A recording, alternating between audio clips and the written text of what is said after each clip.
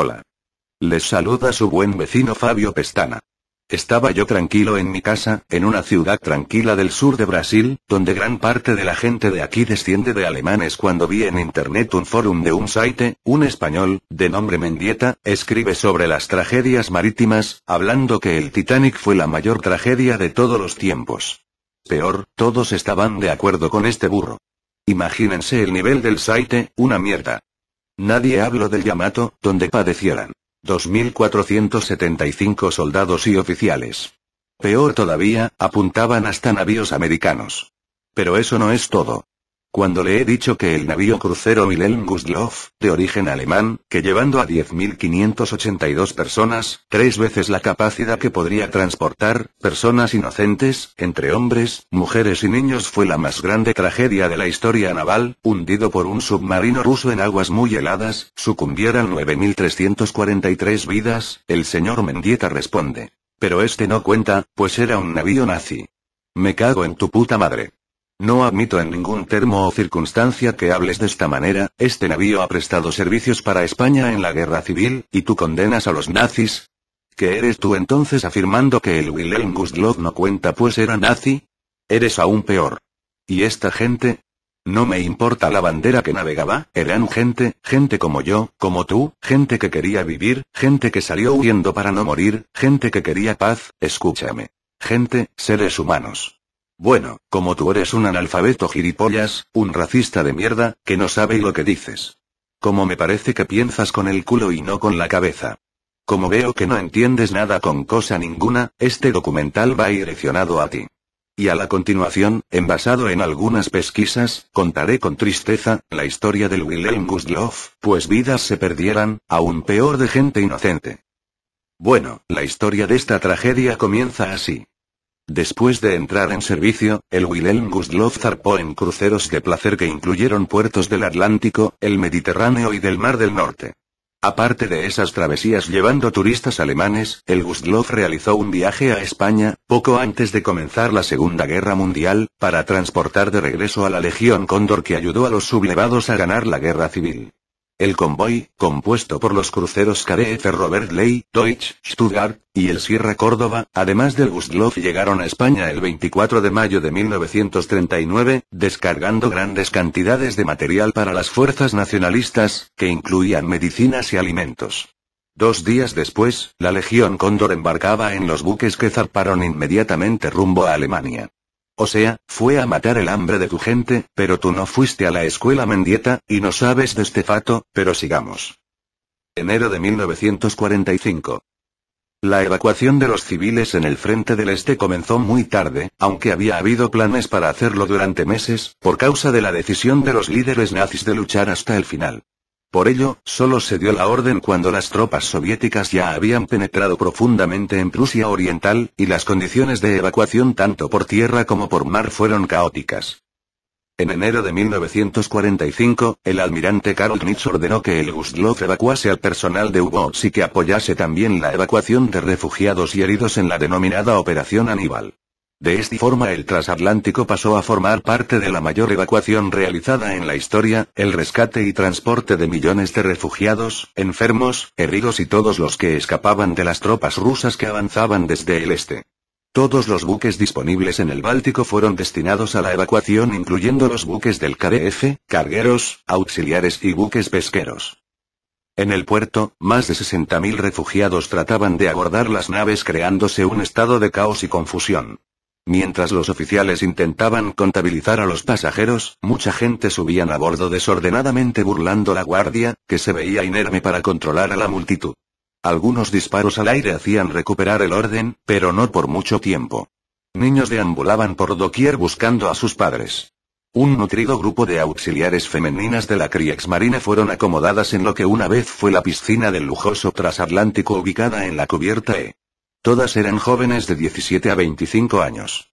Un día antes de zarpar, llegó un tren hospital a Gotenhafen llevando heridos que fueron subidos a bordo y acomodados en la llamada cubierta para tomar el sol, donde años atrás miles de turistas alemanes se broncearon navegando por las aguas del Mediterráneo.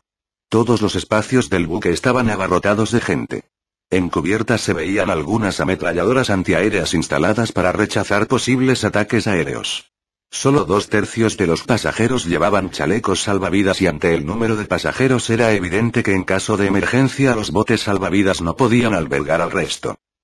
El buque contaba con una tripulación de 173 hombres y transportaba 918 oficiales y marineros, 373 mujeres del cuerpo femenino auxiliar de la Kriegsmarine, 162 heridos y 4.424 refugiados.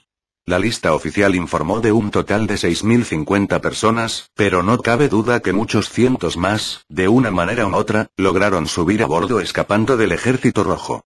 Las últimas investigaciones dicen que a bordo del Gustloff viajaban 8.956 refugiados, 918 oficiales y marineros de la segunda Unterseebootsheer División, 373 mujeres del cuerpo femenino auxiliar de la Kriegsmarine, 173 auxiliares y 162 heridos graves, sumando un total de 10.582 personas.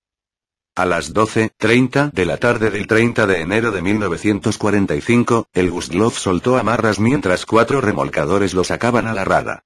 Zarpó de la bahía de Gotenhafen en un día con muy mal tiempo, precedido por un dragaminas, con una curiosa estructura de mando.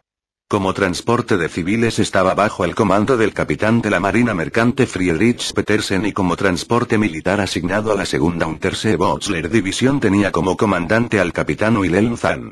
Nevaba con vientos fuertes y la temperatura era de 10 grados bajo cero. El mar se encontraba medio congelado y cualquier persona que cayera al agua no podría sobrevivir. El Gustloff comenzó la navegación sin escolta contra los ataques submarinos o de aviación. Ante los ataques aéreos el buque tenía la protección del clima y unas pocas ametralladoras antiaéreas, pero ante los submarinos estaba indefenso.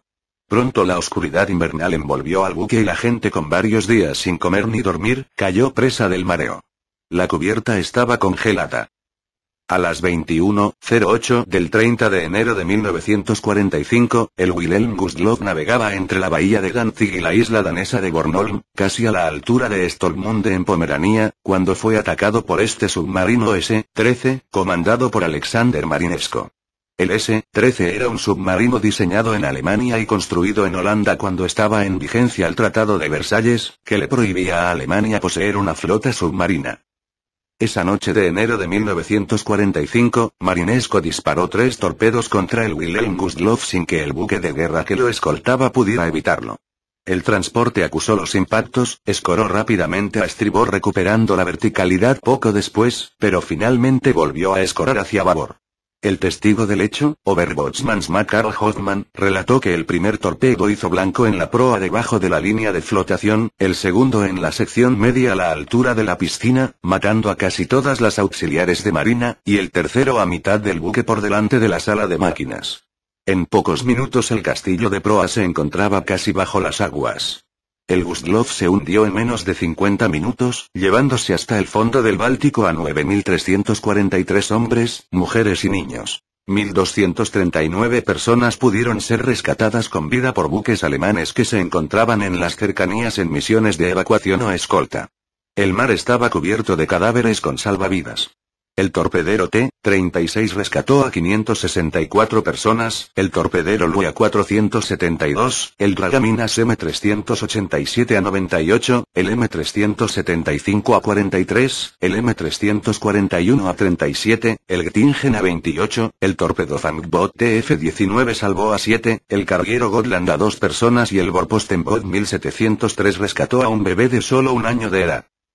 Alexander Marinesko, comandante del S-13, como resultado de estas acciones fue propuesto como héroe de la Unión Soviética.